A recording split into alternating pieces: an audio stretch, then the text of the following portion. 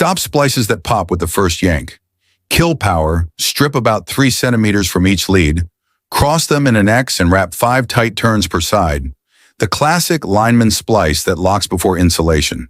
Squeeze the coils with pliers, trim ends, and, if you can, tin with a light solder coat.